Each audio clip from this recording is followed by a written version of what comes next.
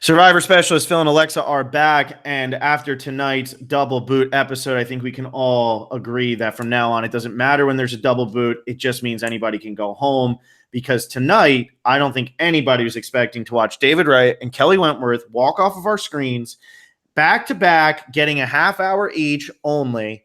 Not only that, the first half of this episode was pretty boring. The second half was absolutely amazing. So we'll talk about that and how I think this was the right decision to do the double boot this week and not last week, to get the good tribal council last week, rush through David's because it was boring, and then get to Kelly's epic blindside here, which Mr. Wardog himself orchestrated. Mr. Wardog himself. I think he's Dr. Wardog now after what just happened. I'm not going to lie. The initial thought that went through my head, and maybe this is something wrong, but was Daddy Wardog. Because we are saying that. I was going to not go there, but okay, Daddy Wardog works. Yeah, I mean, you know what? At this point, if you're going to pull a move like he just pulled, he can be Daddy Wardog. That's totally fine with me.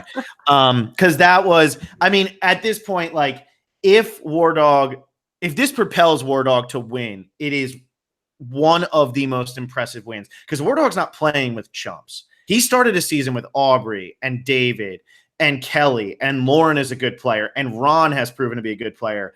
And think about the blindsides that happened on that Lesu tribe, or on the Manu tribe, to start the game, where Chris goes home before even Wendy goes home. And you have really big fans like Eric and Gavin and Victoria, and there's so many people here, and Wardog somehow has made a good relationship with every single one of them, and with little 30-second conversations was able to tell everybody, we're doing this tonight, and none of you have a choice anyway, so just believe me, and pulls off this epic blindside, doesn't get caught. And it kind of goes with David's argument was, why would you get rid of me now? This 3 is never going to break up. The thing is, you always knew that this 3 was going to implode at some point, because Wardog was unpredictable, and you knew that there was always going to be more commas in the game than Lesu's, which gave you an opportunity to do something to break up those 3. And I mean, seriously, tonight, Wardog pulled one of the best blindsides I've seen in a long time, because to get Kelly Wentworth to not play an idol at final 9, man, you're doing something. And he got it as a 5-4 vote, and Kelly didn't know. Lauren didn't know. He pulled. Aurora and Julie. They were the other 2. Aurora voted. No. Excuse me. Julie and Gavin. Exactly. And Julie and Gavin are feeling good because we have this alliance of 6. And now Ron, I mean, he was able to get Ron to change his mind. And we'll talk about Aurora's move to give him the extra vote. But anyway, I just wanted to say this was an absolutely beautiful blindside. Really great ending to what was shaping up to be a very, very, very boring episode, because the David boot was so uninteresting. And if Aurora goes second, it's like, okay, cool, that was an hour of my life. Yeah, this was an episode where I'm looking forward to looking back on the texts that Phil and I sent each other between the hours of 8 and 9, because they were like, it's 8:38 and they just finished up the immunity challenge. Like, Aurora's going home. This is going to suck. And then there was, how insane would it be if David and Kelly went home tonight? That would make zero sense. No chance that happens. And then just like, holy shit. Yeah. But the Wardog, what's so impressive about how he did this is the fact that he did this to Kelly, someone who is so used to being on the bottom. And this is kind of what happened with Aubrey too. These players play so incredibly well from the bottom. And Kelly said, she's like, this is like slightly new to me being on top. And it's like kind of comfortable. And as soon as you say that, that's when you know you're in trouble. And she still had an idol. Yeah. So that was impressive. And then Kelly, even like 2 or 3 episodes prior, was saying, I sense weirdness. People aren't looking at me. Mm-hmm. She knew she was, that was 2 weeks ago. And she said it tonight too. She said it tonight, but Wardog, she didn't mention him because he was nodding in agreement with everything she said. He was furthering every point she said. He sat down with her plenty of times during the day. He did everything right. When you normally see, like, especially a new player, you see so many people being like, oh, I can't look at you, or I'm too awkward around you. He was super smooth. And I think that's how this worked so well. Yeah, and he didn't make the mistake of going off on these long walks with everybody that a lot of people make the mistake of, and then you start feeling fishy. And even the one person he talked to for a really long time was Ron, but Ron's supposed to be in the alliance, so Kelly and Lauren see that happening and don't think anything of it, because what does it matter? It's just Ron, and they're part of the 6. He quickly talk to Victoria, quickly talk to Rick, and quickly talk to Aurora. But what's interesting is this was all set up earlier when he was able to pull Julia and Victoria and Gavin to his side and say that they were voting out. Who'd they vote out? Was that the Joe boot, or was that who went after Joe? Was that the Eric boot? It was the Eric boot. Yeah. So yeah. Yeah. But it was for the Eric boot, and he kind of planted the seeds then to show you, like, I'm willing to work with you. When I say I'm going to do something, I really mean it. So that when he goes up to these three people who are all on the bottom, because now Rick doesn't have an ally, Aurora doesn't have an ally, and Victoria is clearly being left out of this comma stuff. When he's going up to these people and saying this to them, they believe him because they have no reason not to, and they don't have a reason to scurry over to Kelly and say, ooh, War Dog's coming after you, because this plan is the best that they can get. And War Dog pretty much weakened them to a point of this, and where they have to rely on him. Mm-hmm. And so he's able to pull off this blind side. And like poor Kelly Wentworth, I mean, she's got to be kicking herself. But at the same time, like, there was no reason she should have suspected she was going tonight, because War Dog did this as perfectly as you could. Yeah, and she wasn't even mad about it. She knew it was War Dog. She was like, God damn it, War Dog. Mm-hmm. And then the best part is, you only catch this at the end. She walks on to Extinction Island, and the first thing she says is, I had an idol and Lawrence got an idol, which is kind of the first time we hear that being talked about. And I guess that's because really no idols or advantages have been played, which was brought up tonight at Tribal. And that's something I kind of forgot. Like, we're on day 27, and there's been pretty much nothing. And it doesn't feel like it, but I guess like I'm kind of okay with it, because the votes have been really good the past few weeks. Yeah, exactly. And so everybody's starting to think, oh, Edge of Extinction is the only place it's coming from. When Rick said that, I think he really believed that, because nobody had played an idol yet. Kelly and Lauren hadn't told anybody yet. Yeah, it makes sense because they're not replanting anything. Yeah, exactly. Or if they are, nobody's found them. They're just really well hidden, and we're not seeing anybody hunt for them because they're not coming close. Does Kelly's get replanted? How does that work? I think it does too. I think it does. We're at final 8. There's enough time left. Jeff was probably like, oh crap, there haven't been enough idols played in 27 days. Let's throw 5 out there. But how great have these votes been? Because they're fantastic. I love it. And Aurora's extra vote, which I thought she was going to use tonight, that was used as like a bargaining chip, which I love that, just from the, like, we'll get to the purpose of it after, but just the fact that like it wasn't used to actually manipulate a vote. It was just used to manipulate the social game. I love that. And that might have been the selling point that brought Ron over, because Ron said that happened right before they went to Tribal. And that he might have already decided with War Dog at that point, like, hey, we're going to vote out Aurora. And he might have still been like, well, do I tell Julie? Do I not? Which way should I go here?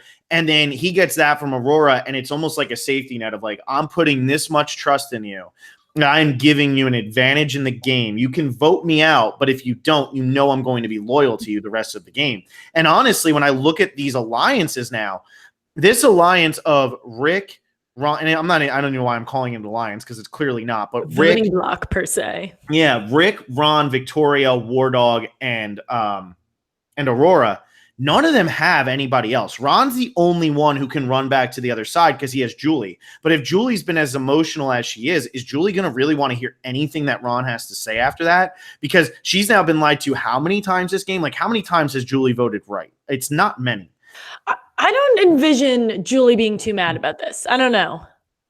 Well, I think the emotional part I think that kind of hit its peak, and I think it's going back down. She was pretty level-headed tonight, and she and Ron, or I guess more so Ron, we talked to him more tonight. He made it pretty abundantly clear that those two are super tight. I think Julie just was so gung-ho on wanting to get rid of Aurora. And I'm sure Julie knew about this. I don't know, but she wasn't as surprised as she should have been if she didn't know. So I think she was just like, I want Aurora out. Ron implied, she was like, Julie won't listen to anything other than that. So Julie might have been like, you know what?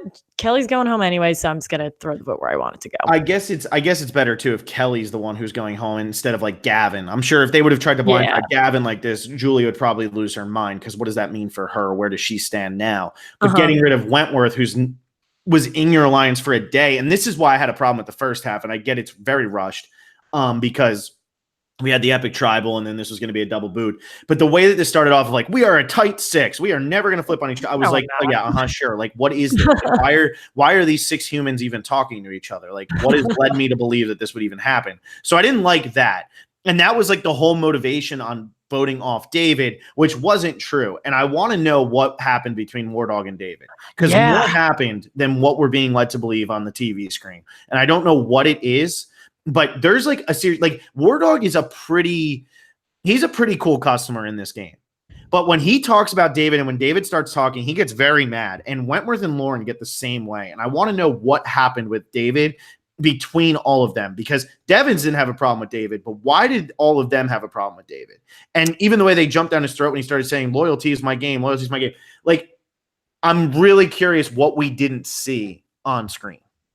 Yeah, something definitely happened there. And I can't really tell when, because this dysfunctional group, I know that was the whole conversation during the Crazy Tribal, this whole dysfunctional group worked for a bit, and it probably just hit its breaking point of people who just don't gel well together, can't vote together anymore. But there was a time 3 days ago when they were like, okay, we'll put our differences inside and do this. So I don't know what happened. I can't really tell when it happened, but this episode when War Dog and David were like, we could never work together. It was like, well, you did, but now you can't. When David said, what did he say exactly? It was loyalty is my brand. I think that was his nail in the coffin. That was it. Everybody lost their minds at that. Even like comma people were like, come on. I think like, David was going home anyway at that point. But what had David, I guess my question is, what had David really done so far to not be loyal? Like, because that night where it was like, Lauren, I'll never write your name down. Well, didn't they all also say they weren't going to write Rick's name down, and then they did? Like, so that one doesn't count. I don't think they said which night? The night that Rick went home the first time. Like, that's a final 5 situation, essentially. Like, somebody's got to go home. I have no problem with David I don't think they told Rick that he wasn't going home. I think it was actually pretty clear that it was going to be Rick versus Lauren going home. Well, then War Dog is I remember they were confused that War Dog didn't vote because David looked legit. Yeah, War Dog is the only one. So then, War Dog getting mad at David for that. It's like, well, it's 5 people. You also said you weren't going to vote for Rick. Somebody had to go home, though. So, like, what did you expect to happen?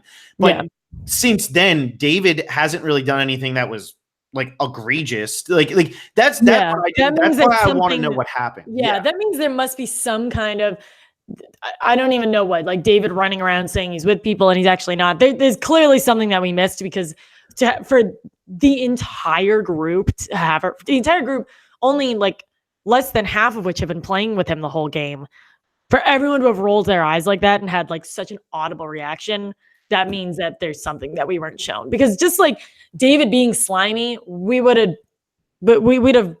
seen that more, other than him getting this like pretty positive edit that he's been getting the whole time. Yeah, absolutely. And also, like, if David's being slimy, how is that any different from like 95% of the people who play Survivor? Everybody plays slimy. So like it just seemed like very, very aggressive. I'm curious to see what comes out of that.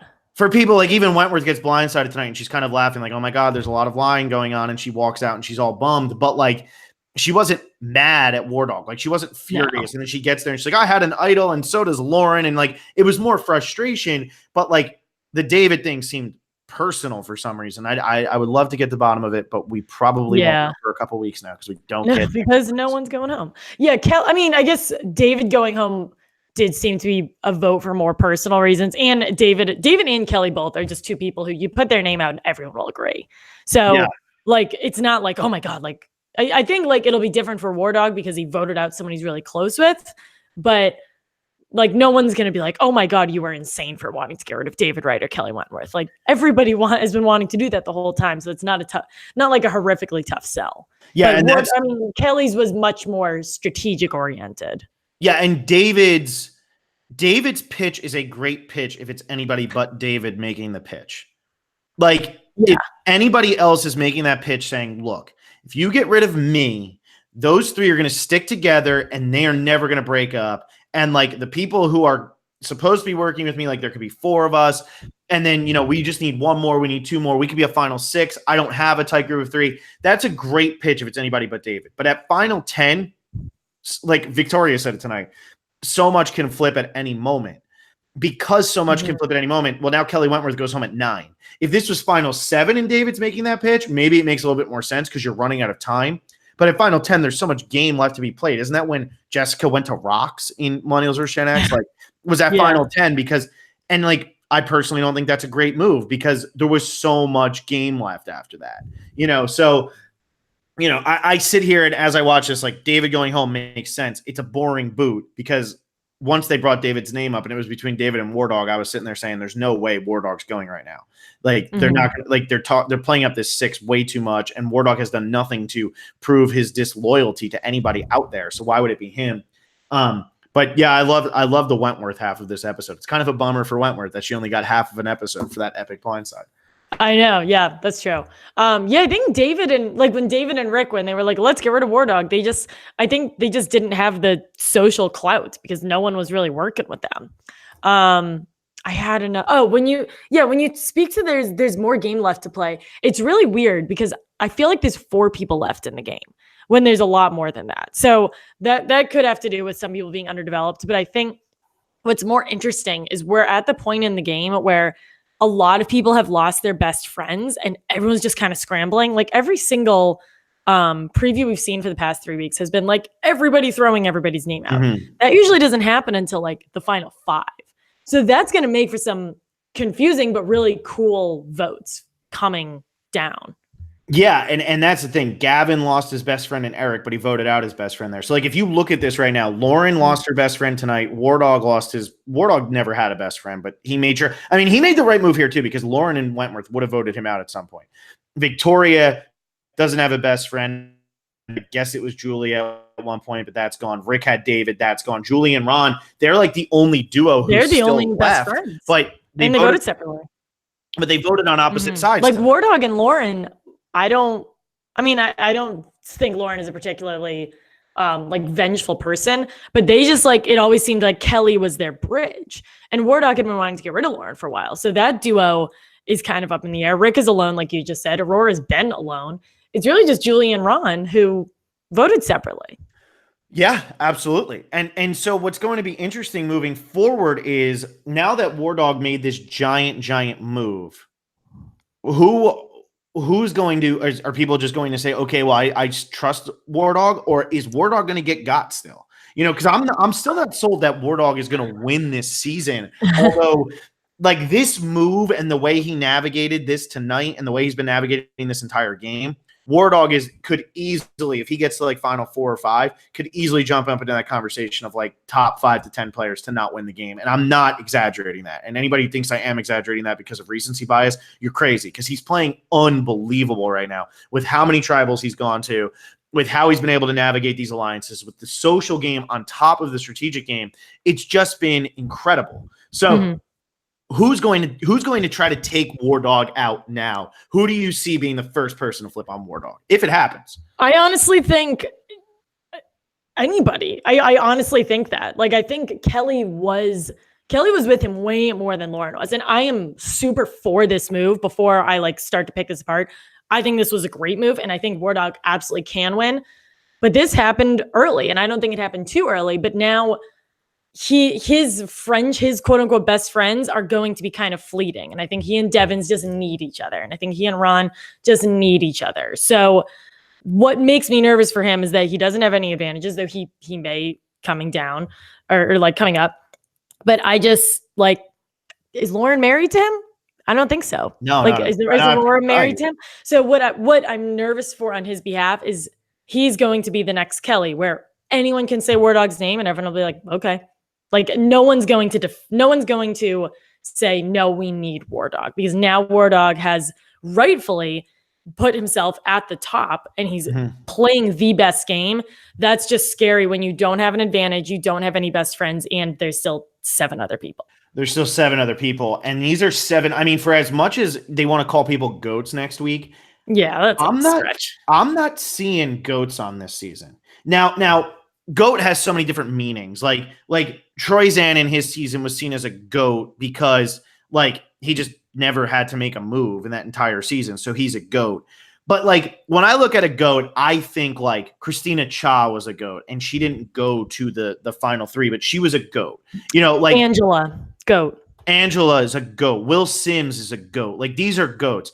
I don't see a goat on this season, because if you want to tell me that Aurora is a goat, and somebody said tonight that Aurora is dangerous because she could take up a spot in the final 3, But if you want to tell me Aurora is a GOAT, GOATs don't give advantages to other people to prolong their game. GOATs don't win immunity when their back's against the wall twice. Like, that does not happen. GOATs don't try to bargain with somebody while another person's passed out on the ground. Like, that just doesn't happen. And nobody other than Aurora, who else are you going to tell me is a GOAT? Like, Ron and Julie are not GOATs. Rick is not a GOAT. Victoria is not a GOAT. Gavin's not a GOAT.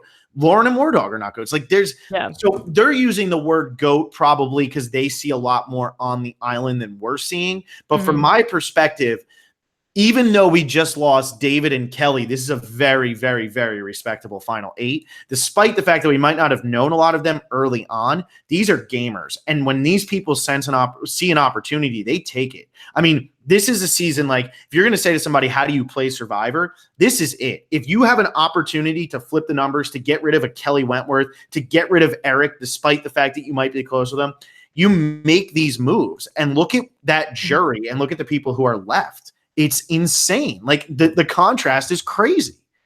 Yeah, this group of 8, they all, because you're right. I think like so many people are iffy on the season, and after I just heard that like amazing soliloquy, for some reason I'm still like, then why am I not loving this? So I can't really figure out what I'm missing, but that's neither here nor there. This group of 8, most of them have made gigantic moves. And for the ones who haven't made like their big coming out party move, like Gavin or War Dog, they've had really big moments. Like everything you just said about Aurora. Julie had her explosion. Like Ron has been very around. So even if all of them haven't been able to make these like gigantic blindsides, they're there to play. They're not sitting there like half of Ghost Island. They're doing something. And that's good. And I'm as much as I hate that David and Kelly are gone, I'm glad that this is everyone else's party now. Yeah. It's the final 8, which I don't think we expected it to get to the final 8 and we lose all of our the returnees. Never would have expected it. And first thing, because Game of Thrones is back, I'll compare this to Game of Thrones because it's back and it's back. But this season kind of reminds me of like storytelling from that, where like the Hound is now, everybody would consider the Hound a main character. But nobody gave a shit about the Hound until the end of season 2. Because he didn't do anything before the end of season 2. He was just always kind of there. And but then he gets his moment, and now people like him as the story progresses. And so some characters just take a longer time to actually get to the heart of their story. And I'm making that comparison because that's Aurora. Like her story was nothing for the first half of this game. Because she didn't go to tribal councils and she was aligned with Aubrey and Joe, who are sitting on the jury right now. But now that we are into Aurora's story, I am loving Aurora. Like she's a gamer. I mean, she's out there to win this game, and she's going to put everything she has into it. She's going to do everything she can to win the challenges. And I'm loving that. And really, the one who has taken the biggest back seat, but also had one of the best storylines early on, is Lauren. We didn't hear from Lauren tonight. We haven't heard from Lauren all that much. But the only thing that Lauren said is like, quote, "I'm very cold." Yes, quote, I'm very cold. When that really long breeze blew in, that really like Kelly Wentworth. Yeah, like she's been pretty quiet, but she had a huge story at the beginning, like you said. So I think that we're going through ebbs and flows this season because on a season where you have 4 return, we have never seen a season with a limited number of returning players where all of the returning players are out by final 8. And I think that's why the storytelling on the season is so different, is because you have to ebb and flow with the returnees. You have to give them their screen time because those are what the fans are coming back for, while also introducing all of these new characters and highlighting the moves that each of them have made. And I think this season has done a great job of highlighting these moves. Despite the fact that War Dog just made this move, until he wins, he is, until he pulls the Tony, he's in my eyes going to get got at some point. Like it's going to happen until he actually wins the game. And I look at everybody else; they've all made moves. They're just not as flashy as War Dog blindsiding Wentworth. Yeah, absolutely. Let's talk about Aurora because she was criminally underloved for the first 6 weeks of the show. So I loved her giving Ron the advantage before it worked out in her favor. I thought it was a great call. I thought people were gonna bash her for it, and I guess it helps that she didn't go home. So it's what is it? Rose-colored glasses, goggles, whatever the fuck it is. Rose-colored glasses. I love the move because she like you said, she has been trying to play. These people just aren't playing with her. And I was watching like a Sierra Dawn Thomas and Sarah Lacina thing happening, but I think Ron knew, like, I can't screw her over because then she might not vote for me at the end if I make it to the end. And I don't view Aurora as a particularly vindictive person. I actually think she would, if she were to get voted out, she'd be like, well, I gave it to him, so that was my problem. But I love the move because she needs to solidify trust, and she finally has the ability to do that. And Ron is kind of the only person who we've seen her talking to. We really haven't seen her talking to many people on Kama, and Julie has some form of problem with her. So that's kind of the David and War Dog thing. We don't really know what that is, but she and Ron definitely have something now. I assume Ron's going to give it back to her. I can't imagine that he would keep it. And she still gets to use it. I mean, now she's got a lot of power. Now she and Lauren are the only people with advantages. Well, and here's the beauty of that happening right now. You take Ron, Aurora, Victoria, and Gavin, and they can vote out War Dog next week because they have the advantage. And that's why I'm scared of him. That's why I'm scared for him. Yes, exactly. But that's why this is like, for as weird as this season has been, I think it's been incredibly compelling. I could give a shit about Edge of Extinction, pardon the French, but I could give a shit about Edge of Extinction. I was so excited that we almost didn't go to Edge of Extinction this week. Yeah. And so now I'm sitting here and I'm like, when I look at this season almost kind of reminds me of, I can't think of like a specific season, but this reminds me of one of those seasons where on the cover, you might have these huge personalities that everybody remembers. But the winner, the one who's going to be top center, it's almost like Pearl Islands. Okay. I think that's the best way you can describe this season right now, where Rupert could be like War Dog right here. Oh, the War Dog is playing much better. What a comparison. War Dog calls me. Yeah. It's strictly for cover comparison. Yes. I just got blocked, but, just for strictly like this sense, War Dog, huge personality. You have Johnny Fairplay. Well, take your pick from Aubrey, David, and Wentworth. You know what I mean? You have Burton. Like, take your pick from Aubrey, David, and Wentworth. You have all these giant personalities. And the final two is Sandra and Lil. And obviously, we all love Sandra. I mean, hey, there's rumors for season 40, which hint, if you're a $10 patron, get ready because after this, we're going wild with season 40. Wink. That's your $10 patron thing. But, we all love Sandra. But if you think of Pearl Islands and think of it before Heroes versus Villains happened, if you think of Pearl Islands, nobody thought of Sandra first, nobody thought of Sandra second, and very few people thought of Sandra third. And I feel like that's what's going to end up happening, or could end up happening, with the winner of this season. If you end up with a Victoria, with a Ron, with a Lauren, it's going to be somebody who's very deserving of this win. But if they didn't win, they wouldn't have even made the cover of the box. Because the cover. So does Joe make the cover of this box? No, he can't. Right? Because if it's those four, then it's War Dog and the winner, or let's say War Dog's the winner, then Lauren? I don't really know. You know what I'm saying? So yeah. So you got like Joe. I forgot Joe was even on the season, and we're still in the middle of it. Yeah. Well, and that's what's crazy. I mean, like Gavin's not going to win. I look at this and I say Gavin, Aurora, and Julie aren't going to win out of the 8 that are left. Yeah, that's my take on it. I think it's a fair take. I think some people will say that it's not looking too good for her. But to your point about ebbs and flows, Victoria hasn't really had any allies for the past 2 votes. And look, she's turned out fine. She's still voted correctly. So Victoria's going to be fine. Did you see Corwin Green's comment? No. She's voted in the majority every time and 0 votes against her. That's pretty damn good. That's pretty damn good for somebody who we're all saying like, oh, where has she been? See, even tonight though, like Victoria got one little confessional here. She got her little comment. Somebody asked her, do you really think that War Dog is going to do this? And she said, yeah, I think he is. And she's right. Every time Victoria says something, she's right. And so that's what I just keep going back to. Now, has her winners at it taken a hit? Absolutely. But who else is going to win? Who are we looking at saying, yes, they are definitely, like, there's no Nick on this season right now.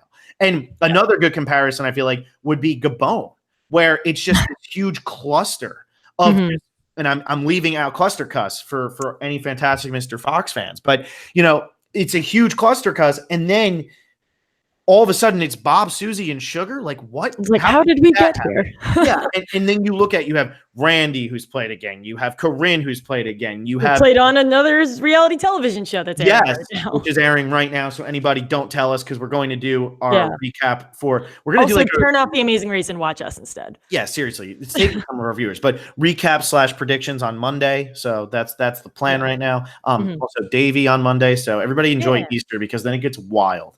But like, you know what I'm saying? Like all these characters, like everybody says Kenny should play again, and he just hasn't played again. People loved Crystal, or like love to watch Crystal. You know, it's just there's so many great characters on that season, and Bob Crowley won.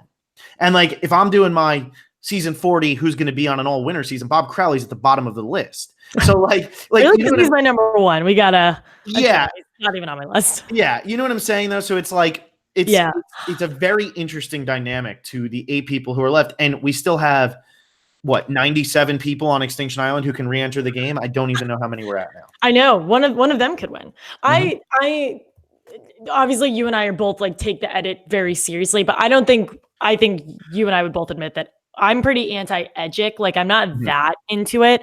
And what I like about this season is that whoever wins, this isn't like going to be a typical winner's edit, which I'm enjoying. Like if Victoria wins, I love how that goes. If War Dog wins, to Kellen's point a couple weeks ago, he got a lot of like dum-dum music associated with him.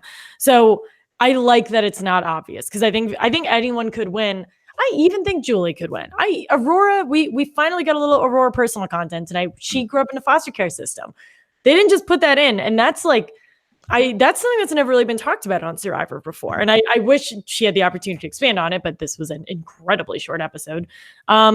So a lot of like these people, and Aurora's a fighter, like that explained why she is never going to give up. And when Dave is like, what are you thinking? She's like, no, screw this. I'm not going to give up. Yeah. Like Lauren was dead and I didn't give up. So now Lauren's eating pizza.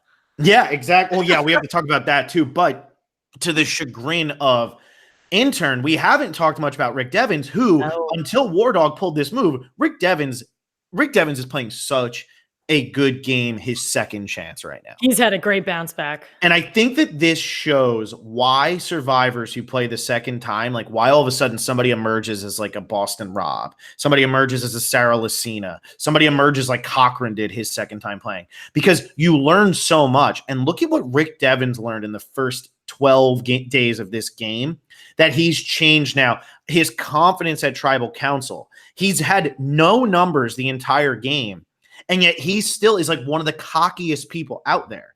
And I think that just speaks so much to how he's taking a different approach to the game, where it's like, you know what? Like if I'm going to go down, I'm going to go down in like a fire. Like there is no way I'm just going down quietly. And he's kicking and screaming his way into the final 8. And I think Rick Devens could easily be somebody who sits in the final 3 and wins the game. And everybody goes, how the hell did that just happen? Yeah. I think Rick is someone who we are all like, this guy, what is he doing? But he even said that he's like, I'm taking completely different. I have a completely different outlook on the game. I'm going to vote loyally. And then he's the only person who doesn't vote for David. So that didn't work out too well for him, but he bounced back so easily. And now he and War Dog, he completely told off, is now they're working together. Now they're getting rid of the goats together next week. Yeah. And they voted out, Kelly Wentworth tonight. And you were talking about Edgic. I don't ever look at Edgic. So I don't even know how to read it. And I think we have like people who are like, well, you guys do Edgic on your podcast anyway. I'm like, yeah, we do like our lame version of Edgic. Just being like, this person said personal content. Actually we do awesome. Yeah. We do like, you did personal content. You cried. You're either going home or winning. There it is. But I think the Edgic had Lauren winning. And anybody who follows Edgic and is in the chat, I'm going to be staring at the chat while Alexa speaks. But I want to know if it was Lauren, because I'm pretty sure they had Lauren winning. And I have not gotten a Lauren winning vibe for most of this thing. And then tonight, after this double boot, like, I don't know. I mean, she could still win, but like, if that's who Edgic is favoring, what is Edgic doing? I don't know. Maybe she wins and then I look like an idiot for calling out Edgic right now. But I'm just not buying it. Yeah, Corin Grade said he will make an Edgic chart for us next season, which he says she's consistently top 3. Can you also explain to us how Edgic works? Because I see the charts and it just looks like math class from 7th grade, which is probably the worst thing I can go back to. Lauren has just been so quiet, and if she wins, like I wouldn't be surprised if she wins because maybe people like her. I actually don't even know if I can say that. I know Kelly likes her. She's going to be getting advantages fed her way now, which will be huge for her. She's got an idol that no one knows about. That's huge for Lauren. I think she can really use that to advantage. And I don't think anyone really wants to get rid of her per se. I think she's defanged without Kelly, but I think Lauren's going to be fine. I don't think people are too scared of her. I think Victoria we're saying this as two people who don't know anything about Edgic. I feel like because of how often I troll Reddit, Victoria was the Edgic leader for a while. Are you ready for this?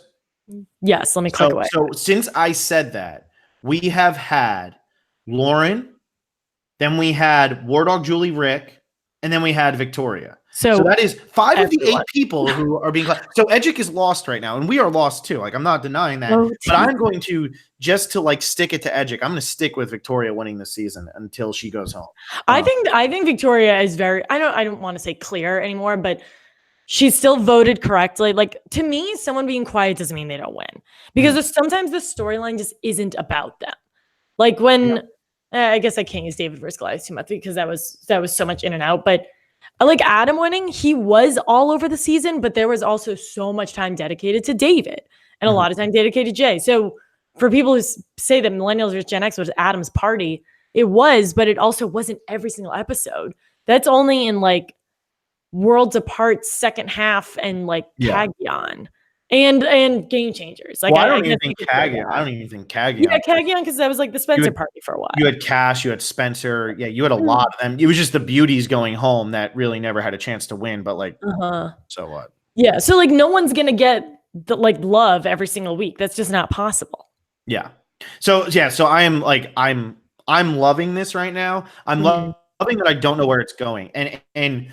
There's always going to be problems with Survivor Edge of Extinction. There's always going to be something wrong with this season because Edge of Extinction exists, because it's the first time they're using it, because it might not be it's definitely not the perfected mode of it. I don't know how I feel about people just handing advantage to people who are still in the game, which we'll talk about Rick getting one.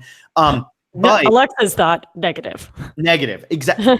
Agreed. But like, as all of this is happening, for all of this that's happening, like, it's still fascinating. And like, this is still a season I'm loving that it's just a cluster cuss. I'm absolutely loving that. And I'm going to like, I think if I rewatch, I think I've been like up and down with the ebb and flow of these characters, but I've been ebb and flowing, just myself on the season. I think if I sit down and rewatch this season, I'm going to get a lot of enjoyment from the season, knowing how it ends. And that doesn't happen with every other season. Like David versus Goliath, you watch and it's great. Korong, you watch and you don't realize it until it ends, and then you start it over and you watch it again. That's when you realize that's a great season. Vanuatu is another one. Like, you have to rewatch that to understand how great it is.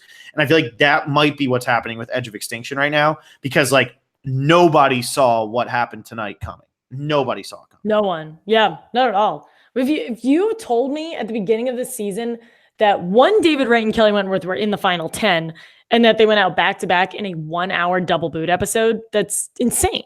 Yeah. Why don't we move away from Edgic because we hate it so much, and talk about something that we also hate, which is Survivor Pizza. Always looks disgusting. Don't care what anyone says. For anybody who's wondering about my life eating frozen pizzas, I was eating a frozen pizza while they were eating that. Your frozen pizza was probably so much better than that. So much better. It kind of looked the same, but like mine tasted good. And I know that frozen pizza. In New York, you get really shamed for liking frozen pizza, but I love frozen pizza. I think it's not for nothing. You live in California. I mean, you'd be better off eating like dirt than actually eating the pizza that's made at pizzerias out here. So like, yeah, the frozen pizza is pretty great. Yeah. This is a pro frozen pizza podcast. Anybody else can leave. Yeah, we're actually sponsored by California Pizza Kitchen. Just don't tell California Pizza Kitchen. Yeah, just don't tell them. Please become a patron of the Survivor Specialists.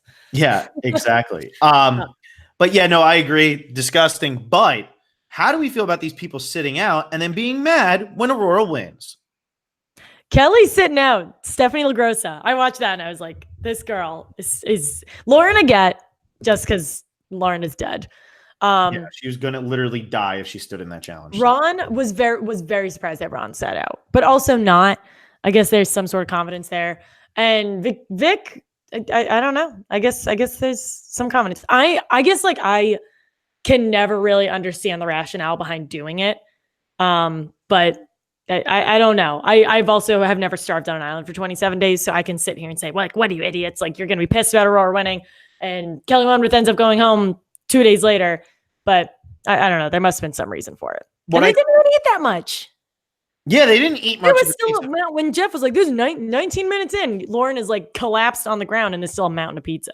Yeah, because like it was probably moldy, gross pizza, and then Lauren's passed out from eating the pizza. They just didn't want to show that on the air. But like the people who were most mad, I guess, did compete. Like I don't remember people being mad about Aurora winning. I missed that. Julie was mad that Aurora. Well, everybody was just like, "Oh, it's an easy vote. Everybody wants Aurora to go home." Yeah, and then she wins. Like Wentworth said it.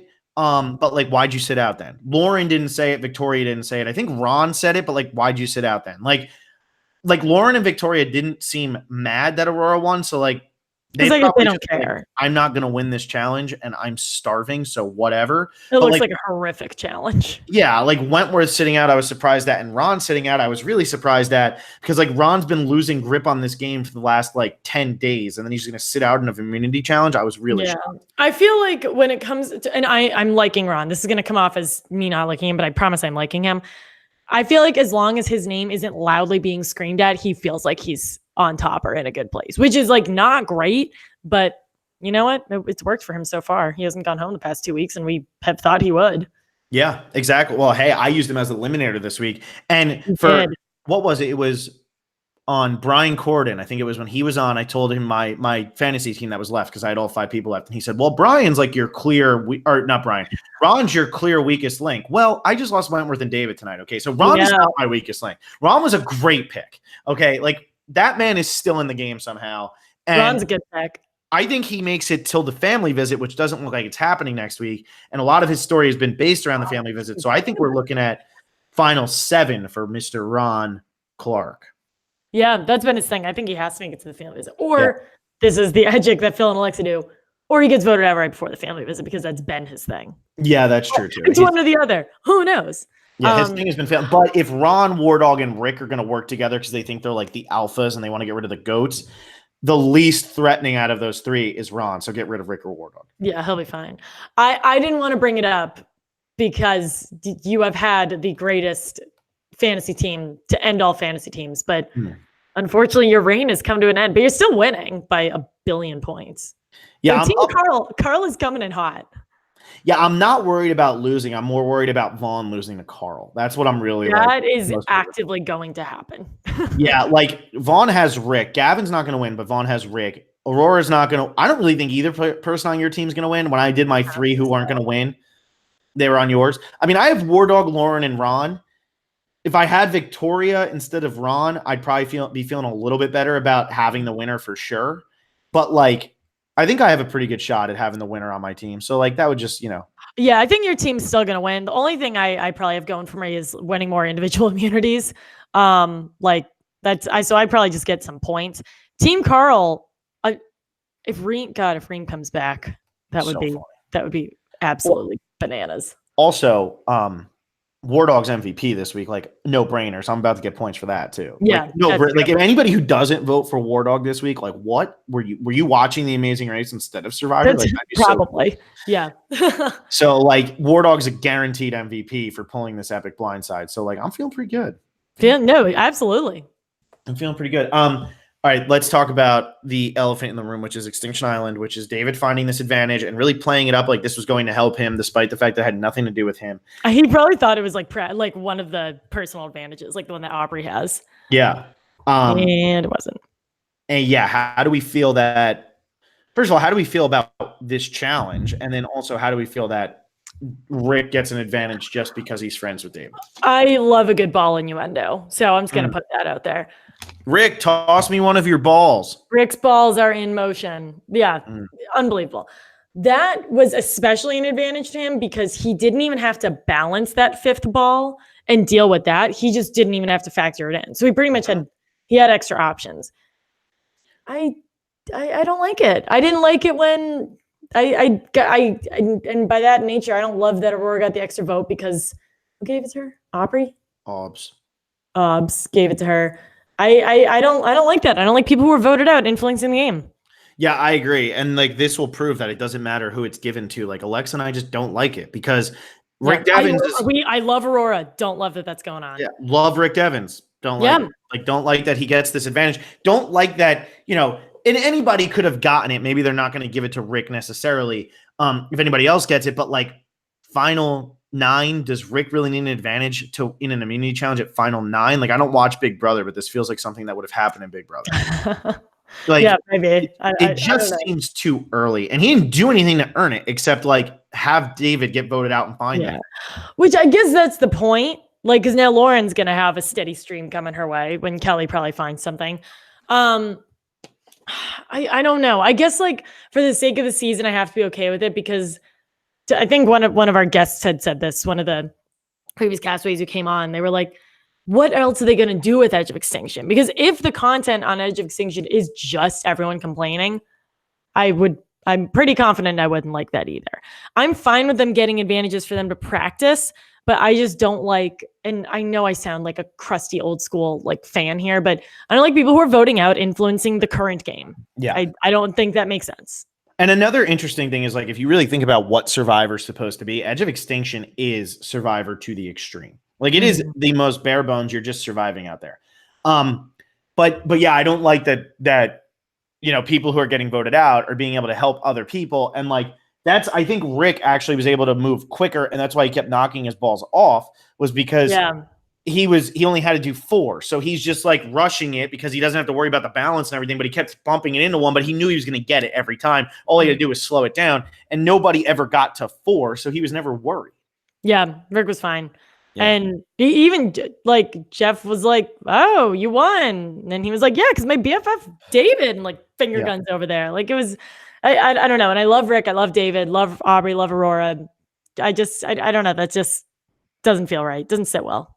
Yeah, and also, so for anybody keeping track at home, which I know all of you are keeping track at home, Victoria. I'm saying it because it's Victoria, but Victoria is the only person on this season to successfully blindside 2 returning players with idols in their pocket. Victoria is the only one who was a part of the Aubrey boot, which was all hers, and she was the only one who was a part of the Wentworth boot after that. So because the others were Wendy, Eric, who's gone, and Gavin, who just voted for Aurora. So that just shows, like, this is what I'm saying, like with Victoria, like she's not dead in the water yet, because no, not even close. She was a part of both of those moves. 2 returning players got voted out with idols in their pockets, and Victoria voted them both out. Mm-hmm. That's pretty crazy. So yeah, I think Victoria's looking great. I don't think any winner at it has died down. I think if she was the center of attention every week, she'd be going home. I'm super nervous for War Dog. I am not convinced that War Dog is making it out of next week. Yeah, I'm really not convinced either, which scares me because I love me some War Dog, but like, love me some War Puppy, Dr. War Puppy. Daddy War Dog. Daddy War Dog. Don't ever forget. Gosh, what else? Well, I mean, what are we missing? So in terms of the power rankings, Phil and I were laughing about this. It's almost as if the survivors know more about what they're talking about than we are. Sunday is the only person who had Kelly Wentworth like even remotely low on her power rankings this week. But it's funny because you and I actually got the third highest point total this week because we had David low enough and we didn't put Wentworth at 1. So even though Sunday got 13, you and I both got 10.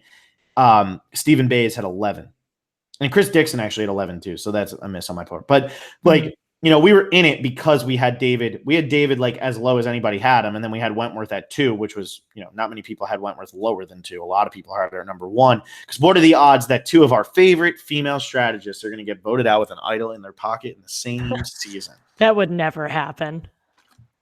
It's crazy. It's really crazy. I guess like the other thing is like, everybody, don't stop watching season 38 just because the news of 40 came out, which, we still have to hope that it's true before anything. But I know. I can't imagine that because it's what's his face who spoils it. Yeah, it was Red. Yeah. Like, I feel like Survivor they obviously know this guy exists. Like, that information couldn't possibly be leaked to the public unless it was happening, because think of the uproar if this becomes anything other than all winners. People are amped about this. And I know the whole thing was like Jeff was never really sold on it, but CBS execs really liked it. this is all fans have wanted. I don't even think fans wanted legends as much as they want all winners. So I can't imagine they will go back on this now. Mm-hmm. Yeah, I agree. So. Another fun fact that just came from, I forget who it was. Sorry. Nicholas Kenny. Victoria is the only person in the entire cast who has written down all the returnees' names each time they got voted out. Wow. She's voting correctly. She voted Aubrey out. She voted Wendy out the right way. She voted Joe out, Eric, Julia, I'd like to David. subscribe to Victoria Facts. Yeah. Like, what's that Cat Facts text? I don't know what that is. Have you ever seen that? It's No. like, it's a joke that I'm not going to talk about, but it's pretty much just like, give me random Victoria facts because that's what's going on right now. Yeah, I got it. Yeah. You know, seven straight times she has voted the correct way. That's not bad. How does that feel? But yeah, so for anybody who's excited about season 40, be a $10 patron. We're going to be talking about that. And for anybody who just finished The Amazing Race, hopefully Brett and Chris are still in it because like we're going to recap it on Monday. Like pretty much confirmed because we can't do it this weekend because it's Easter weekend. So we're gonna be with her, or I'm not. Alexa's gonna be with somebody. I'm not gonna be with my family. I forgot. I'm going to Nashville with some friends. My mom called me last week and said, "Are you coming home for Easter?" And I was like, "Oh crap, I forgot it was Easter." But I'm going to Nashville, so I will still be. So Alexa's a bad daughter, and I'm just a son who's not flying home for Easter. Hey. Yay. But yeah, on Monday we're gonna have Davey for predictions and power rankings, and then be doing the Amazing Race recap because Davey is much more important than the Amazing Race recap. But also we're super excited to talk about the Amazing Race because Brett and Chris are on the Amazing Race, and Eliza and Corinne too. Like how could we not be excited for that? And I'm sure Rupert will say something that'll make my dad cry and me cringe. So hey, we got. I watched the first like 3.5 minutes, and I'm already don't need Rupert anymore. He is literally Alexa is probably the biggest Rupert hater maybe to ever live. So I know. I don't know if it's a hater. It's just like it just feels forced. I don't know. This is what happens when you don't watch season 7 live, kids. I don't know. He's just not my type. That's just not my thing. I'm shocked. Really, he strikes me as the Alexa type. Yeah, exactly. Like when Alexa talks about her favorites, she's always mentioning people like Rupert. Yeah. Who is Alexa's favorite winner? Tune in to our $10 Patreon podcast right after this. Yeah, I don't know if I have a direct favorite. A favorite female winner is Denise Stapley. Love her. I mean, you're wrong, but that's a good one. It's not.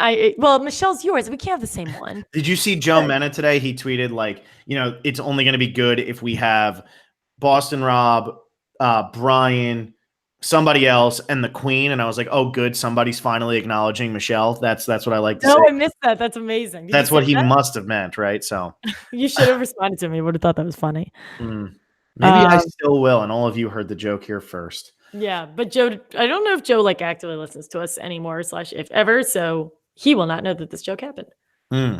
Yeah, true. But yeah, I'm so open about who my favorites are and everything, but I don't think Alexa really ever says like who her favorite people are. So if that doesn't give you incentive to be a $10 patron, I don't know what ever. If you want some Alexa bias, give us $10 and listen to this next podcast. Yeah, it's about to get real wild. It's about to get wild after Easter or pre-Easter for this one. Pre-Easter. We have so much. This is so much Survivor information happening now. We just had a double boot episode where we had David and Kelly go home.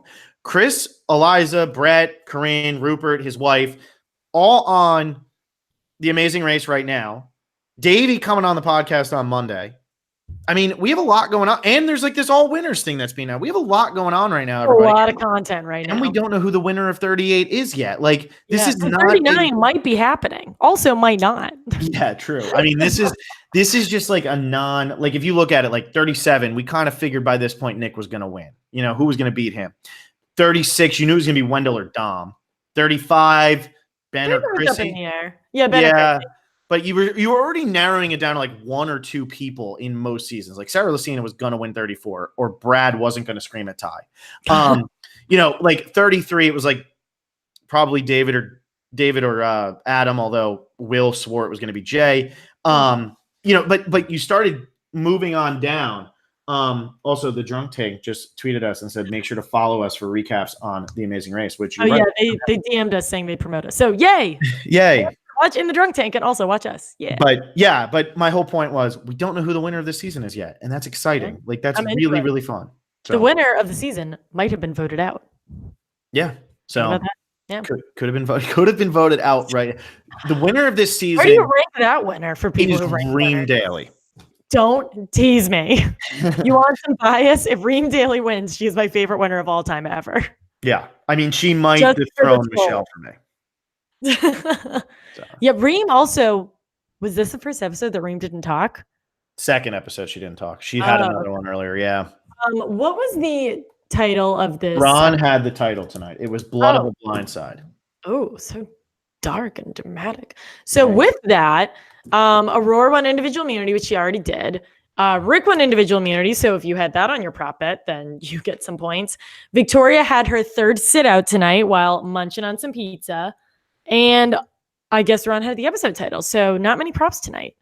No, not many props. If Kelly would have just played an idol, man, I could have gotten some points, and then who would have went home? It would have been Aurora going home, so Alexa would have taken a hit, but not many props, though. No, props are few and far between right now, but once finale night is going to be the worst night of Alexa and mine's life, because we're going to have to be putting in every single prop bet for the entire season on one night, because that's the only time it'll be official that none of these people will get. I know, yeah, all the boot lists too. Oh my God. I will be the one sitting at home punching these in. Phil will be able to be having some fun. Hopefully, maybe possibly. I'll be hanging with all the cool kids. I don't know if anybody saw that picture of me. It's pretty hilarious. Phil is actually Rafe. This is the Survivor Specialist, Rafe and Alexa. That was my favorite comment, maybe ever. Where it was like, it had to be a Survivor. Everyone is for a Guatemala returnee. Oh my God. Like, it was just like, this has to be all survivors. And like, I wasn't even the only one there who wasn't a Survivor player, but I loved how my favorite was when still becomes one. I liked when they called, God, I forget the guy's name. He's the big guy who was wearing the hat, but they called him Will Sims. And I was like, Will Sims is like 5'7". This guy is like 6'7". Like, this is like a whole, I know he might be taller than that, but I'm saying like, this guy is like taller than Max Dawson. Was Will Sims taller than Max Dawson? I don't think so. Yeah. So like, I just thought that was the funniest one. I was like, yeah, if he was standing on like a ladder, maybe there's no way that's Will Sims. But anyway, yeah, we do troll Reddit every now and then. Yeah. When whoever made that post about our Phil and Alexa dating, I still read that to see if people commented, because I still think that's the funniest thing ever posted on the internet. Are people still commenting on it? No, I'm just the weirdo who keeps looking for herself on the internet. Also, we never mentioned War Dog's butterfly. The butterfly that just like lands on him. Beautiful butterfly. Don't distract him. Don't get distracted as like a butterfly is like licking him. Weird. Yeah, very intimate, very, very romantic. Poor guy. Also, I'm putting this out on the table. I'm sick of the plane passengers analogies. Love that Julie, and I wrote that because Julie said it, but then Julie also had my new favorite analogy, which is, oh crap. Why are we rearranging pictures on the Titanic? Yeah. I loved that. That is so specific. I thought that was amazing. Yeah, it's great. Yeah. Is that a thing that people did? No, but I think that I think people say that. I think people say like when it's like absolute, like when it's absolute chaos, why would you rearrange pictures on the Titanic? Like that's like what people will say. But yeah, I think the planes and passengers things is over. Although I do like the image of Julie flying in her like one passenger little like cartoon plane. Like I just imagine like she builds herself like a wooden plane toy and she just rides around in it now. And a wooden Titanic, which is sad. Yeah, that's not clearly. That's not nearly as. Julie, I know you listen. Don't ever do that. Yeah, don't make a wooden Titanic. The first one didn't work. So I have Googled rearranging pictures on the Titanic ? And nothing has come up. A lot of BuzzFeed quizzes of 33 rare sinking photos of Titanic, but I don't know. I feel like Julie pulled that out. Well, good for her. She's back on her game. Her mind is sharp. Yeah. I love it. Well, good for Julie. We forgot to ask Sunday her thoughts on wooden toys. Sunday would have liked them. Yeah, she would have been too positive. We don't need that in our lives. Yeah, we don't need that much. We want straight negativity. Davey's gonna be too positive too, but like as we start, Davey's gonna be really nice about it. Yeah, we are amped to talk about Davey. This or talk with Davey. This is one will be fun. So were you about to have me take us home because that was because then we gotta get on to season we gotta go. We're over season 38.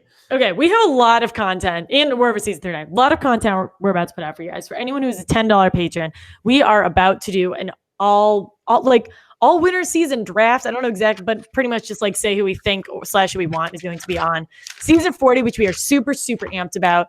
Then Phil has 2 pages of notes. I have one list with the winners. Doing real quick. So like anybody who can. Yeah. Phil has notes. I have names with circles and stars next to them. Otherwise, we will be posting the updated prop bet standings this weekend. Because it is Easter weekend, we will not be podcasting on Sunday, and also because I'm not around, and we will be podcasting with Davey Rickenbacker, not Rickenbacker. We got in trouble for that last time. Monday night, timing is still TBD, but probably around 4 p.m. Pacific, 7 p.m. Eastern. And then right after that, we will be doing our amazing race recap of tonight's episode. So pretty delayed, but we obviously didn't get to watch it because we were just podcasting. And that one's going to be super fun because we don't know what we're talking about. And I've never really watched Amazing Race. So really excited for that. We may have a special guest who's not actually a Survivor player. Oh, yes. Might have that, but we're not going to tell you because... Yeah, but a bunch. I just really overvalued us. Some Survivor players have reached out saying they're huge Amazing Race fans. So maybe we'll have like a variation of guests. So we're pretty excited for those. And then we also need to do our Q&A podcast. So I guess we'll do that after next week's recap. Yeah. So if you guys are not sick of us yet, you will be in a week. Our lives. In the meantime, make sure all we do is devote our lives to you wonderful people, however many are listening to us right now. With that, follow us on all forms of social media. Subscribe to us on YouTube. Give us 5 stars and listen to us on iTunes. Tell us how great we are, and we will see you guys on Monday. And for the people who pay us, we will see you in 5 minutes.